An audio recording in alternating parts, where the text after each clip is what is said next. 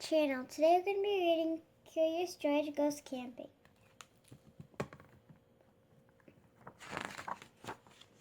This is George. He was a good little monkey and always very curious. This weekend, George and his friend, the man with the yellow hat, had special plans. They were going camping. At the campsite, the man with the yellow hat unpacked their gear while George looked at all the tents. He saw tents for big families and one just the right size for a puppy. There were even tents on wheels.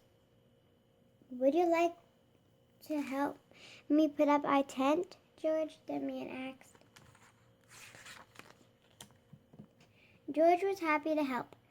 It would not be hard to set up a tent, he thought, but it wasn't easy. George, why don't you fill our bucket with water at the pump? His friend suggested. We'll need it by our campfire later, when we roast marshmallows. Marshmallows. George loved marshmallows. He couldn't wait to try them roasted. Now, don't wander off and get into trouble, the man warned. But George did not hear him. He was already gone. At the pump, George worked the handle up and down. Soon his bucket was full. On the way back the trail, he saw a family packing up. George watched a girl pour her bucket of water on a campfire. The fire sizzled out. George thought that looked like fun. He poured his bucket of water on the next campfire. Hey, yelled a camper. We weren't finished with that yet. The camper began to chase George, but George didn't mean to cause trouble. Now he only wanted to hide. He ran into the forest as fast as he could, but the camper's footsteps followed close behind. George ran faster and faster. The footsteps came closer and closer until suddenly they were passing George. Why I wasn't not the camper chasing George now. It was a deer. What fun to run with a deer.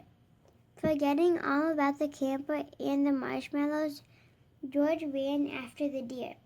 But a little monkey cannot run as fast as a deer in the woods. Before long, George was lost and all alone. He felt tired and stopped to rest. At first, he was worried. He was very far from camp, but there were lots of other animals to keep him company. He saw a lizard sunning on a rock and a squirrel chattering in a tree. Then he saw the tail of a black and white kitty peeking out from under a bush. He was curious. Would the kitty like to play? George gently pulled the kitty out. But it was not a kitty. It was a skunk, and it was scared. The skunk lifted its tail and sprayed. Whew! The spray smelled awful. The animals tried to get away. George wanted to get away too, but he could not. The smell was all over him. Psst.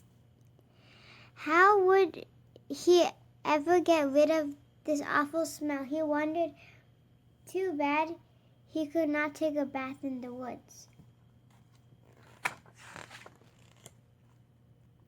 Then George had an idea. He could wash the smell off in the creek. George jumped into the cold water. He splashed and rubbed, but he was still smelly, and now he was wet too. But what could he do? George thought and thought. If he climbed up a tree to dry off, would the smell blow away? No. Even dry and high up in the tree, George did not smell better. Poor George. He wished he hadn't wandered so far from camp. He wished he was roasting marshmallows with his friend. Suddenly, George heard footsteps heading toward him. Someone was coming.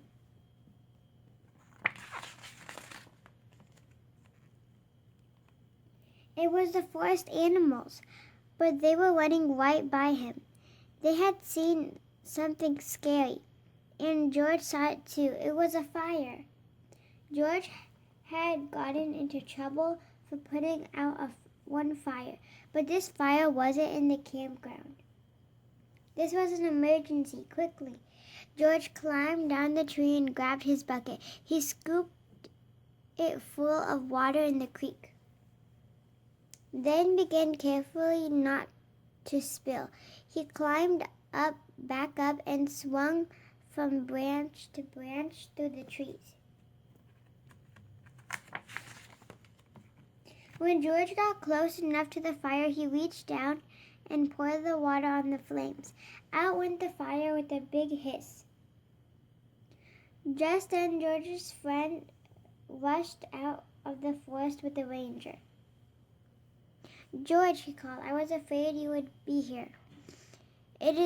It's a good thing you were here, George," the ranger said. "We saw smoke from the campground, but you put this fire out just in time." George was glad to help, and the man with the yellow hat was glad to see that George was safe. But he had a funny look on his face. "George," he asked, "what is that smell?" Back at the campsite, George's friend helped him get rid of the awful smell. After a strange bath in tomato juice, George smelled fine. Then the man with the yellow hat invited the ranger to cook dinner with them over their own small campfire. "Fires can be nice if you're careful," said the ranger. George agreed, especially for roasting marshmallows. Thank you for watching. Hope you guys enjoyed Curious George Goes Camping, and stay tuned for more book reads coming soon. Take care, guys. Be safe and keep on reading. Goodbye. Bye.